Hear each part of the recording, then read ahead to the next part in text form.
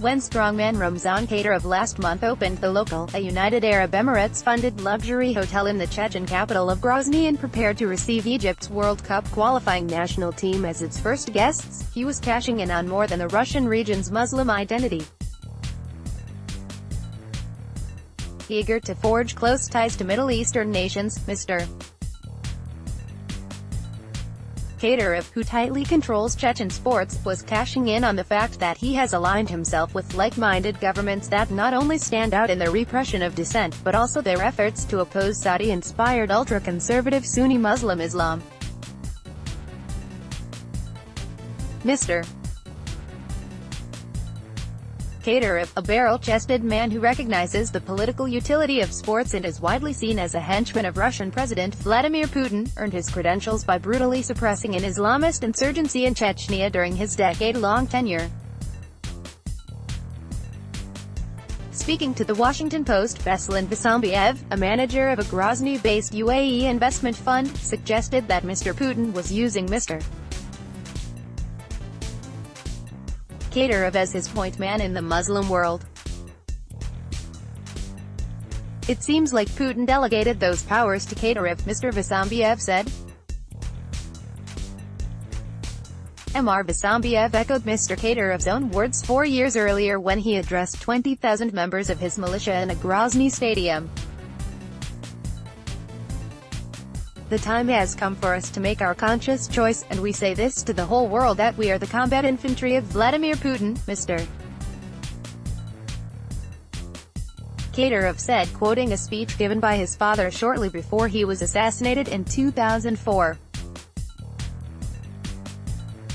Criticism by human rights groups of the UAE's investment in Egypt's choice of Grozny has focused on Chechnya rather than the Emirates and Egypt, even if both countries have recently been in the news for their own alleged violations of basic rights.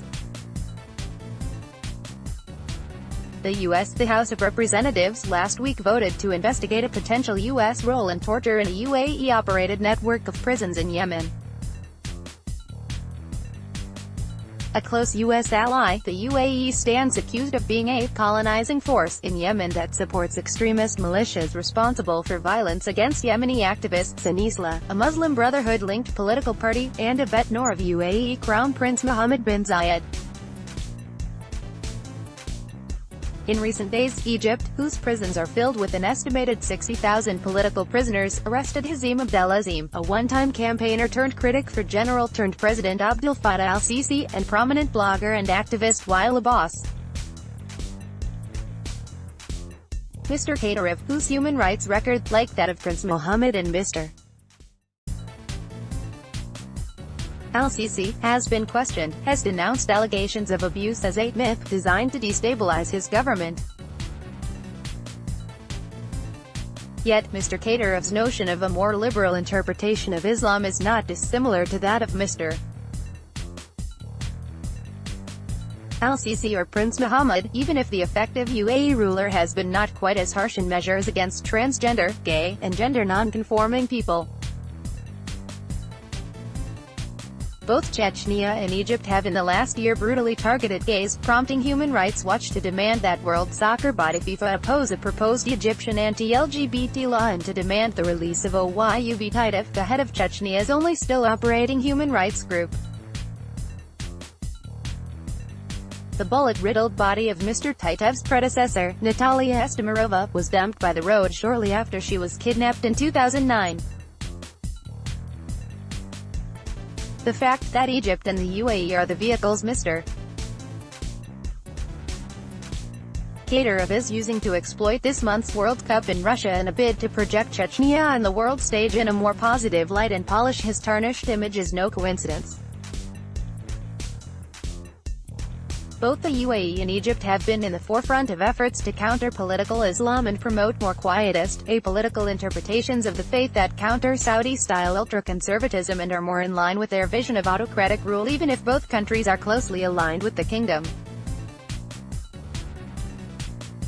The UAE has quietly nurtured the creation of moderate Islamic institutions such as the Muslim Council of Elders, the Global Forum for Promoting Peace in Muslim Societies and the Sawab and Hidayah Centers in a bid to counter the influence of controversial, Qatar-based Islamic scholar, Sheikh Yusuf al-Qaradawi, the Muslim Brotherhood, and more militant Islamist forces. Mr. Al-Sisi, an observant Muslim who in a 2006 paper argued that democracy cannot be understood without a grasp of the concept of the caliphate, has been advocating with limited success that Al-Azhar, one of the Muslim world's foremost institutions and the world's oldest seat of Islamic learning, spearhead a religious revolution to counter militancy. Mr. Kadyrov, who professes to be a Sufi, a more mystical interpretation of Islam, facilitated in 2016 a high point of the Emirati and Egyptian efforts when he hosted in Grozny a gathering of prominent Sunni Muslim leaders that effectively excommunicated Saudi-backed ultra-conservatism.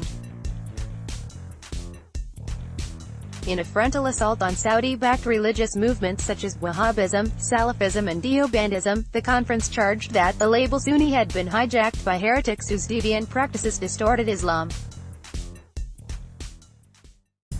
In defining Sunni Islam, the conference explicitly excluded Wahhabism, the version of Islam long propagated by Saudi Arabia, as well as Salafism and Deobandism from its definition. Mr. Kadyrov's alliance with the UAE and Egypt has allowed him to exploit Russia's hosting of the World Cup even if Chechnya will not be a venue for any of the competition's matches. The alliance has also paid off in other ways. The UAE last year created the Zayed Fund that aims to support Chechen businesses, and is funding construction of a gleaming skyscraper in the Chechen capital. UAE-based carrier Air Arabia launched in April direct flights from Sharjah to Grozny. The UAE-Egypt-Chechnya alliance may have produced economic benefits but appears to have done little to improve the tarnished image of the Russian Republic or Mr. Kadyrov himself. FIFA's decision to use Grozny for a World Cup team camp is absolutely shocking and outrageous. FIFA should reverse their decision and move the training camp to another city, said Human Rights Watch Associate Director Jane Buchanan. FIFA last year conceded that anti-LGBT attacks in Chechnya were in sharp contradiction to the values of FIFA as an organization, and we firmly condemn them, but more recently insisted that it had no grounds to believe that the choice of the Egyptian FA to locate its base camp in Grozny will cause particular adverse human rights impacts. Countered Ms. Buchanan, the author of a report on World Cup worker abuses in Russia. Mr. Kadyrov runs Chechnya, like his own fiefdom, and commits human rights abuses with impunity. FIFA's decision will only legitimize the utterly abusive Kadyrov regime.